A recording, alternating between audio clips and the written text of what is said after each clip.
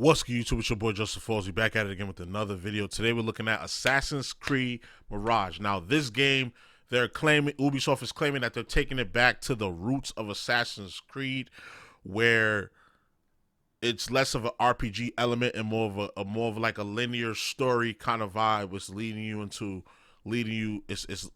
you down a path of a fleshed out story rather than the open world RPG vibe that the last few Assassin's Creed has been. So we're gonna check out IGN review, and then we're gonna check out some Metacritic scores to see what the people think about this game so far. I definitely want to add this to the rotation if it's not too long, but we'll see. So we'll check that after the review goes off. So without further ado, let's get to the video. During the same year the first iPhone was released and Prince played Purple Rain at a halftime facts, show yo! The first Assassin's Creed came out around the time the first iPhone came out. I remember that. Wow. I think I had a sidekick at the time. I ain't gonna lie to you. I think I had a sidekick or a bleep, like the messenger, the bleep, the where you at? Like the Boost Mobile shit, Nextel shit. I had one of those probably. It literally rained. Another bit of culture was changed forever. The first Assassin's Creed was released. Not everyone loved Ubisoft's approach to stealth and action, but it was widely agreed that this game was onto something. In the 15+ years since... The one thing you know about me, I love anything with stealth. I love anything with stealth. Valhalla, I have not popped that in yet. I bought that shit on disc too. Never even played it. Its many sequels traded stealth for something far bigger and flashier, but lost sight of the very spirit of how it began. Assassin's Creed Mirage takes a lot of important, imperfect steps to get back to its roots. It's not the most ambitious of games, but it does restore hope that there's still room for a version of Assassin's Creed that we haven't seen in almost a decade.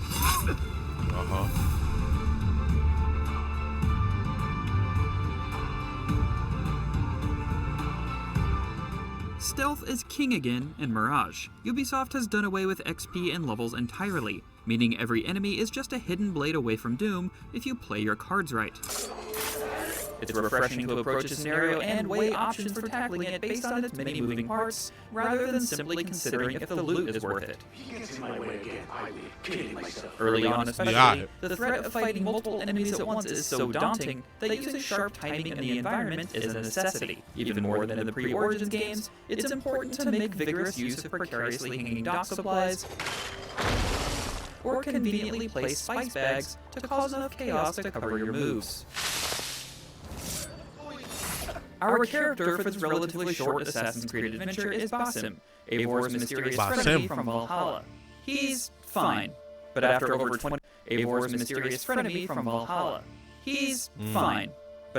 20 hours spent learning the leading man's history, it has really made him more interesting most of the time. His origins as a plucky cutpurse with a heart of gold turned vengeful assassin feels like the most fast-forwarded Hidden One story in the series. It is no inconvenience to stand up to our oppressors as the Hidden Ones do. Before the blood from his slain friends dries... Oh, so they planned this out already. You know Ubisoft. They try to release these games every fucking year, so... Putting Basim in Valhalla, they already planned that shit out. He's trust falling into haystacks and chopping his own finger off. By the end, it's still a mystery how this guy became the scheming triple-crosser we met years ago. That said, Basim's story is far shorter and more linear than those of the recent Witcher 3 inspired games. Okay, and cool. The adventure is better for it. These are not strong leads, but they are a start nonetheless. Your main tasks start on the investigation board, a web of leads and clues that all point towards the main targets. Solving smaller issues often leads you to bigger reveals, which in turn take you further and further up the chain until you get to take another stab at the big conspiracy that's causing all this commotion. Admittedly, the board makes things feel more open-ended than they truly are, but breaking the stories into little chunks that keep expectations clear and concise does wonders for the pacing of a game like this. Of course, when he came to us, he was little more than a common thief, scrambling to survive on the streets of Baghdad. Though it is more focused, Basim's quest is pretty lackluster in relation to the other games in the series when it comes to surprises and twists. Something big is happening soon. I do not know what. Save for maybe the final 4 or so hours, his hunt to track down members of the villainous Order of the Ancients is rather basic and predictable. Each of them and their flunkies are staunchly, almost cartoonishly evil without any nuance. and are a disappointing reminder that we haven't had another big bad as complex as Hatham Kinway or as cackling mad as Rodrigo Borgia in years. With the exception of Basim's own master Roshan, brought to life expertly by Shohreh Aghdashloo's distinctively smoky voice, Your day to display your prowess will come, but this day belongs to Basim. the supporting cast of Mirage is no more than adequate, both as characters and in their performances. Seek me out when your voice begins to break. Then we will talk. Among the best characters, though, is the city of Baghdad.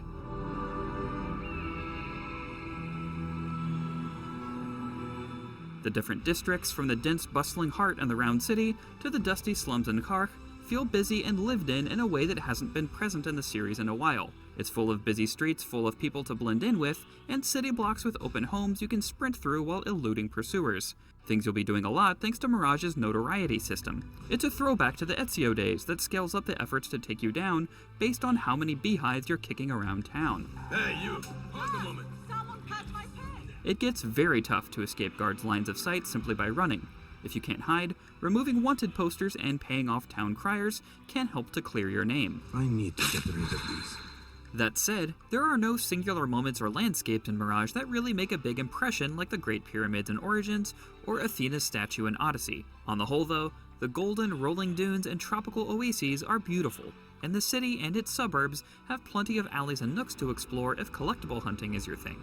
Ubisoft's renewed focus on a smaller region has allowed it to flesh out more of the details, and that's a win.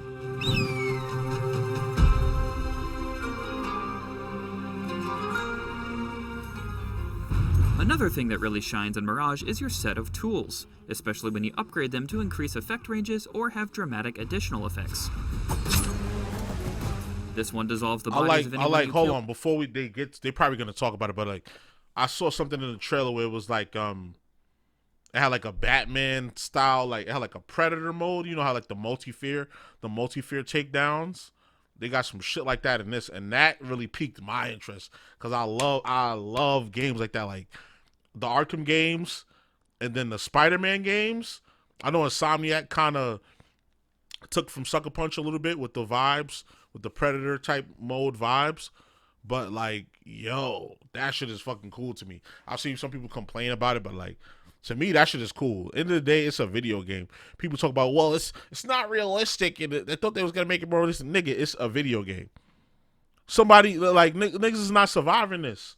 If it's somebody that's really trying to do this in real life, it ain't one man picking off 50 individuals from 10 different towns and shit. Y'all gotta understand. Y'all gotta like be able to suspend your disbelief a little bit more than y'all doing. Y'all expect a little bit too much realism from games. You gotta remember, it's a fucking video game. Like, one of the most realistic video games I've ever played was Ghost of Tsushima.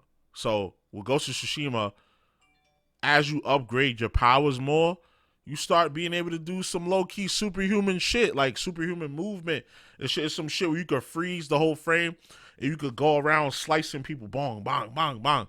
And then you sheath the sword and they all drop, like that classic move where like you put the sword away and then all the enemies drop. That's some cool video game shit in a very realistic game, very realistic true life game. They really went out to Japan, to the island that Tsushima was based off of, and they took pictures and sat down with the people and looked at the architecture and made it look real as fuck. But it's still, in the day, it's a video game, so you got to be able to do some video game shit. Like, y'all really got to learn how to use your brain when you're playing these video games before you sit there and call yourself a critic. And I don't even consider myself a critic. I'm just a nigga that be reacting. Like, come on now. Kill with a throwing knife, destroying all evidence of the deed. Realistic? No, but extremely useful. Basim also has a special stealth kill combo ability that functions almost like Deadeye and Red Dead Redemption.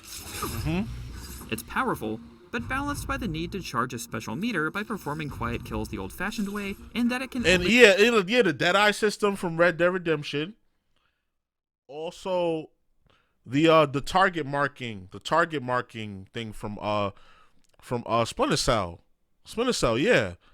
Like, come on, it's a typical it's something. It's not like we never seen nothing before. I don't know why people was complaining about it. Like, I seen a few like top like big content creators that do what I'm doing, but they just do it on a bigger scale, which is reactions, you know, and gameplay. complaining about it. It's like, fam, like, suspend your disbelief. You'll be alright. You'll be alright. I promise you'll be alright. Be activated when you're anonymous. The locations you infiltrate here aren't exactly better or more interesting than we've seen in recent years, though. If you've slunk through one hardened location in an Assassin's Creed game, you'll be well equipped for the sorts of hallways, underground docks, and fortified walls you'll need to tackle here. Guards are still pretty easy to manipulate and lack basic self-preservation skills when spotting any uncovered corpses you leave behind. It makes up for a lot that there are some new and returning ways to sneak into and soften up the fortifications. Bribing a merchant to let you pretend you're one of their helpers delivering goods is a great way to saunter through a gate you wouldn't be allowed in otherwise. In a later section, many different parties are congregating in the courtyard of a wealthy target's manor, and helping a group of indentured people riot against their captor can cause enough of a commotion to lure the big man into a trap. That sort of approach makes the world feel more alive and real, and takes cues from fellow stealth assassination games like Hitman.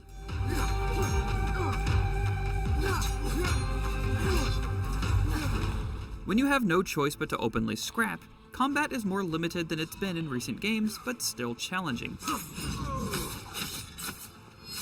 Bossum only has one style, using a sword and dagger to become a spinning dervish of death by weaving quick and heavy strikes together for short combos. You can switch between many types of swords and daggers, each having unique combat abilities you can mix and match, but the differences between them is rarely so impactful that they'd make you want to change up your playstyle around them. However, it's easy to see a scenario where some fully upgraded weapons and armor sets could be more vital at a higher difficulty than the standard one.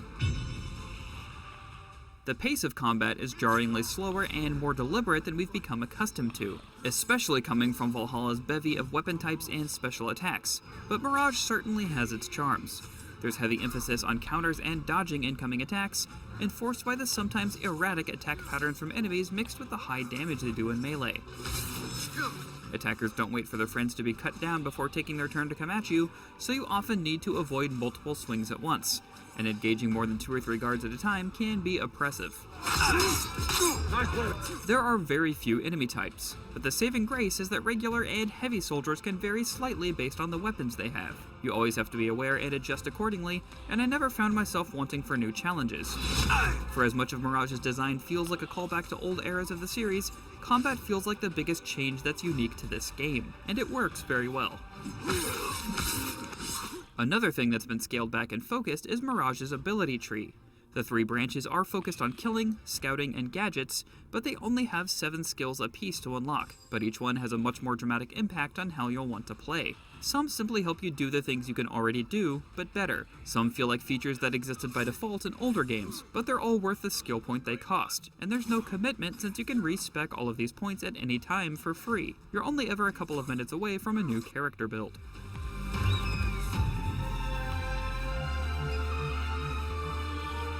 Assassin's Creed Mirage's return to the stealthy style that launched the series doesn't do everything right, but everything it does feels like it was done with purpose. This means a shorter game with a smaller map, fewer collectibles, smaller scope in combat, and a limited selection of gear to play with, all of which is refreshing relative to the arguably bloated scale of 100-hour games like Odyssey and Valhalla. It also means an overly simplistic plot with mostly forgettable characters.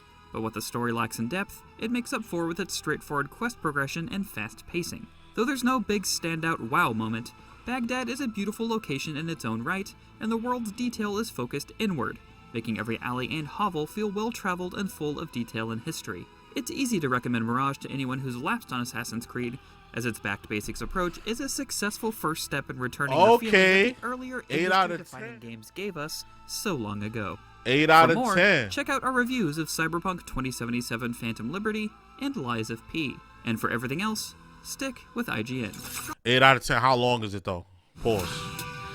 That sounded crazy. Matter of fact, we don't even got to look at that video. We can just go back to our video. Boom. And then we could just go Assassin's Creed. Right click. Hit the Googles. Assassin's Creed Mirage. Comes out October. Damn, this shit came out yesterday, gang. And I'm gonna have to cop. Add that to the rotation very quickly. I don't know who's streaming this shit though. Is anybody streaming this shit though? Let's check.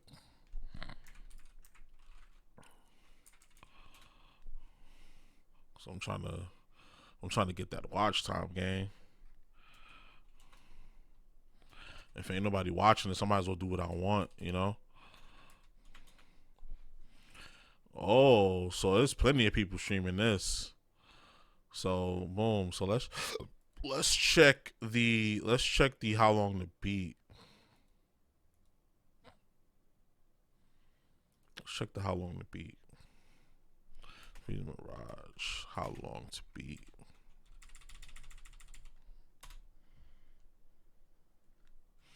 How long is Assassin's Creed Mirage? Main story 11 hours. Oh yeah, we gonna gun through that. Oh yeah. So yeah, let me.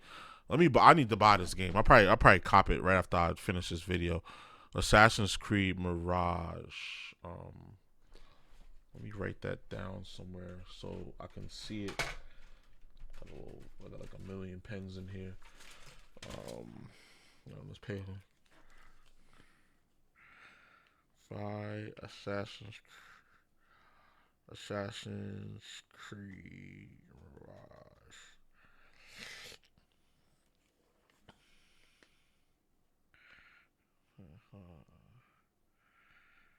Releases. So it's out already. Cool. So yeah, I'll probably cop that soon. Right after I log off. But yeah, y'all let me know what y'all think. Are y'all copping Assassin's Creed Mirage? Is that a game that's been on your radar? Are you gonna wait for some of the other Assassin's Creed games that were announced? What's the word? Let me know. So you already know the vibes. Like, comment, subscribe, all that good stuff. It's your boy JusticeXFalls, and we out. One.